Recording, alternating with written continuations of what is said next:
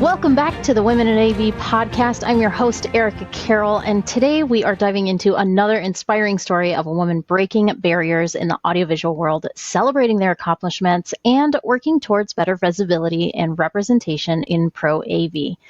Joining me today is our guest, Sarah Chauvin from Soundtube. Hello, Sarah. Hello. How are you today? I am good.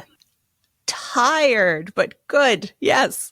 Oh, yes. We've both been traveling a lot this week, but you've been on planes and all the things. So Sarah and I got to meet just a few months ago, and I knew I wanted her on the show, and I wanted to share her story and hear her story firsthand and share it on the podcast. It's so rare to find other women in the industry with technical roles. And Sarah comes with an extensive background in music and audio, and more recently, sound science with Sarah, which is also very exciting. We can talk about that later. No. But let's start at the beginning. Sarah, what first drew you into audio and music and the AV world? How did you start? If we want to go to the beginning, I would say it was watching my dad record, probably illegally, audio of a live Pearl Jam concert onto a reel-to-reel, which actually, you may not be able to see it on a podcast, but I do have the actual reel-to-reel behind me. Watching him do that and just seeing the ability to take basically electricity and turn it into different mediums and how you can manipulate sound just fascinated me. From a young child. And then from there, on the music side, we started going to concerts when I was very young, about 9, and it was just, I got the bug from there. Awesome. This is what I wanted to do. Yeah. So you got the bug, and I think I read that you play the flute.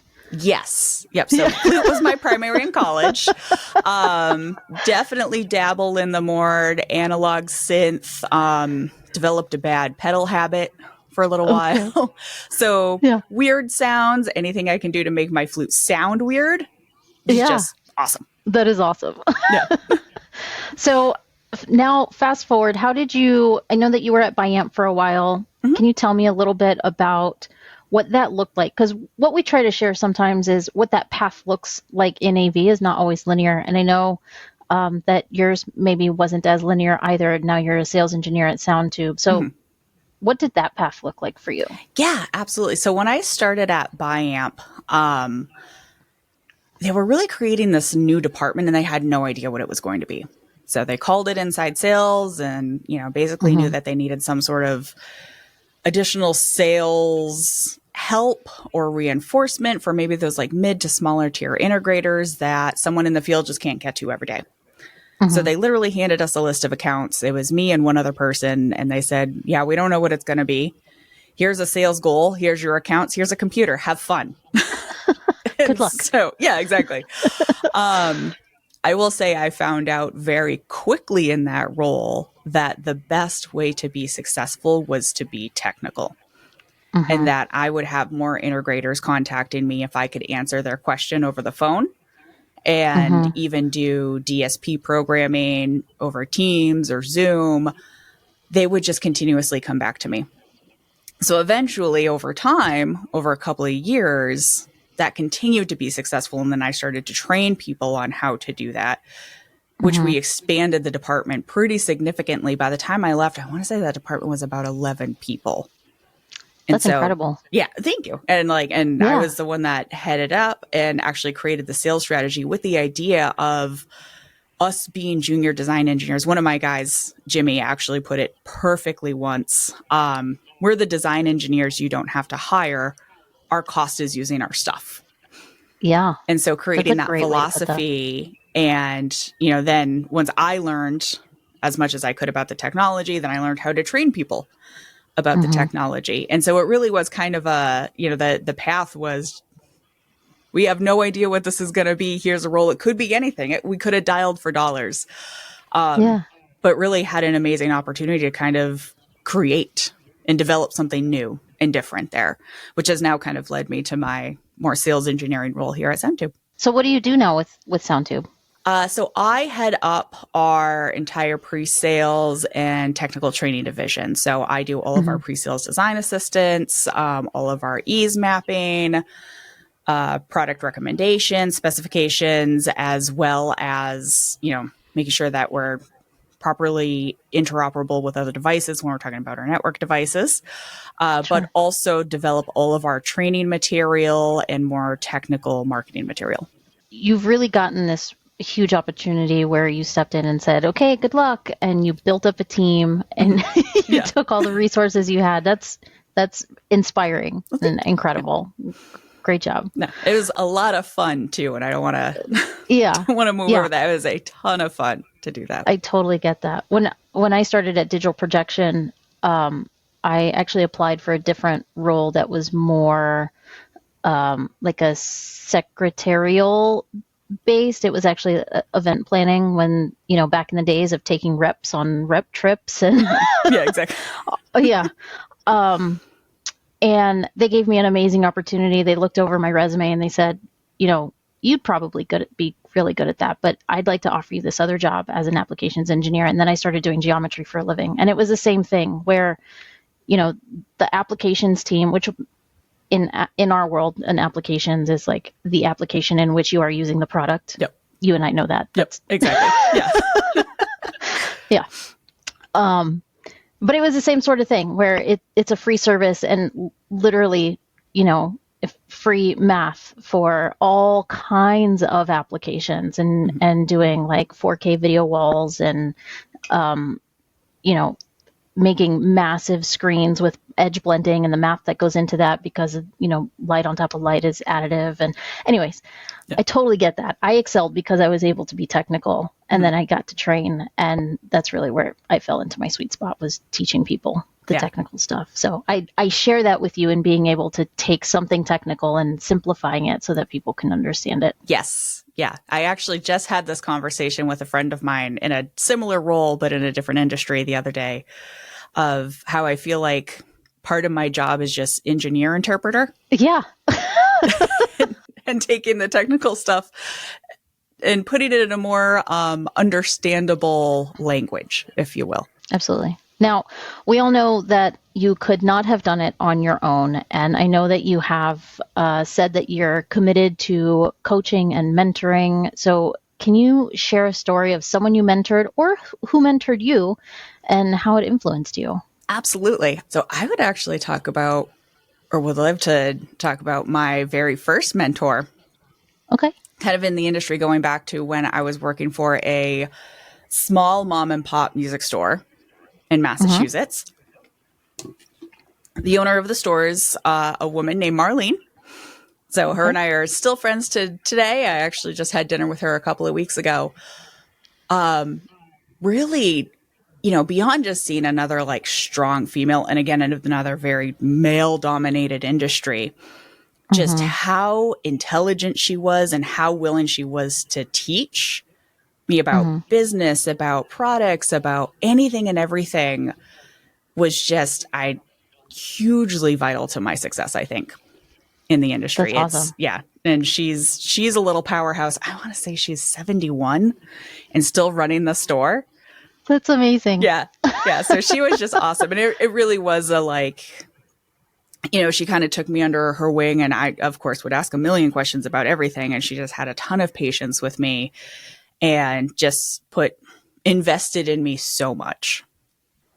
So she's someone who I'd say would definitely change my life. It's cool too that you get to reflect on that and put it on somebody else too. So what does mentorship look like to you now in your current stage? I hate to say one of the biggest factors of it is actually friendship. So being able to have that personal connection with someone, but then also finding ways for them to grow on what makes sense to them. So everyone learns different. And I am a huge advocate of that, is everyone learns different. And as a teacher or a mentor, you have to find what is going to click with each individual person. Some people are more hands-on. Some people like to be yacked at. I'm one of those people. Just yak at me. I'll write it down. I'm good. Finding what works for that person. And then also asking them, where do they want to go? Why are they being mentored? Where do you want to take your life, your career, this project, whatever it is? And then I would say being dynamic enough in mentorship to help them get to where they want to be, not necessarily where I think the path should be. I also read something about, I know that you do cycling, and Yes. I said, what are rail trails? Rail trails, yes. So we have a ton of them up in New England. It's the old railways that they ripped up and paved over. Okay. So there's a bunch of railways around here from like the 1800s that obviously no one uses anymore. The old freight lines, transportation lines. And then, so they're just, these decent paths that go through the woods. They're amazing. I love them because you don't have to get on a road with like cars and people texting and driving. It's, just pedestrians and cyclists, and that's it. That's awesome. They're beautiful. Absolutely highly recommend them. If I could give a shout out for a particular one, there is one actually in Burlington, Vermont that goes over Lake Champlain. And it's like this like gravel trail. And you literally, it's just you have the trail and it's the lake on both sides surrounded by the Appalachians. It is so awesome. That is so cool. Yeah. Highly recommend. So we have music and we have cycling. Is there anything else that you are passionate about? Books. I do read a lot of books. Obviously some technical books. I do have a few behind me. But a lot of fiction, surprisingly. I know a lot of people like the nonfiction side.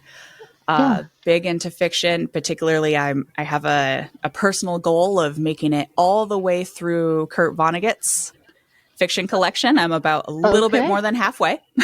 So, right. Yeah. But by when? I die. Oh, okay. So hopefully I have a long time for that goal. Yeah. Plenty of time. Yeah. So before I die, I would like to get through that. You also have your CTS, one of the few women who have their CTS. So how do you approach ongoing learning in AV as it's fast changing, and even more recently, the landscape with AV over IP and just networked AV in general? I'm sure there's a lot more learning to do, but how do you approach that learning? Yeah. And there is a ton of different learning out there. For sure. Obviously I will say manufacturer certifications, as many of those as I can grab as possible. I do like to snag. I've built quite a little collection at this point, but also webinars. And I got to give a shout out to Avixa. They do some amazing webinars hosted right on their site. And because they are refreshed and done fairly regularly, I do find that to be a great way to learn about trends, upcoming changes to technology, and just different aspects. I also have to say, honestly, Infocom is amazing for that as well. So being able to walk around, seeing what everyone else is presenting, what the latest and greatest is. So then that way you can, hear about different technologies and go, oh, wow, okay, I need to go educate myself on that.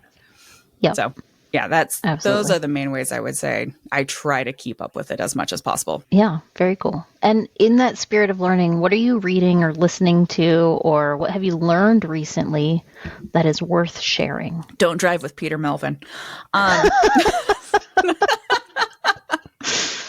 You learned that only recently? Yes. Yeah, okay. Way too recently, yes. Yeah, he got the car keys for 5 minutes and was like, nope, never again. You're done. Nope. back to Passenger Princess with you. That's funny. So something I would say I've learned recently, maybe I even call it over the past 6 months to a year, would be that teaching and mentoring is actually significantly more about listening than it is about talking. And I think, really understanding that and changing what I do in my day to day with that aspect has been beneficial both for myself and the people I interact with. That's incredibly important. I completely agree. And I actually feel the same way about sales. And I know a lot of people say that, but then do the opposite. But literally, just all you have to do is say, what are you looking for? Or what are you trying to accomplish? And in either of those situations, there's an opportunity for education, and there's an opportunity just to listen and be able to help in the best way possible. Yeah, So. Absolutely. And I will say it's one of those things Yeah. I've started doing with a lot of my presentations is I don't just open up and talk about product. It's the very first thing I do is ask questions because I want to talk about products or, talk about concepts that are pertinent to the person listening. Right. So like, for example, had a meeting this week and, asked the customer, what is your differential between design, build, and bid spec? Because really, if you're 90% bid as an integrator, what do I really have to help you with other than, maybe some design services? Sure. But if you're not influencing the product selection, that's a different conversation. And just coming here and just talking about our products, well, that's a waste of your time. That's a waste of my time. There's other things we could be talking about. Thank you. And so one final question. Now, we do have a tradition on our show where the last guest leaves a question for the next guest, not knowing who that might be. Yep. And I'll get a question from you later for Awesome. the next guest. But the question for you is, what is a question you wish people asked you more often, and what is your answer to it? As silly as this is going to sit or be, I would say my age. And obviously my answer. You don't have to answer it. Yeah. I don't care. 39. We're good. Actually, I turned 39 on Monday. So Happy birthday. Thank you. Totally fine with that. I say that because there is a misconception that, I might be younger than I actually am. And sometimes that can be difficult in certain conversations or just, maybe not my age, how many years have you been in your career? Something of that nature. So then that way we're starting on the accurate field of understanding rather than making assumptions. I will say though, early on in my career, I did get a lot of flack for being young, for not being in the industry very long. And honestly, I just got sort of thrown into it like most people, but I was quick to learn. And I agree. I think a lot of people take that information for granted. And now, obviously I have gray hair, so people think I'm a lot older than I am, but it looks so lovely though. Yeah. Oh, yeah. Thank you.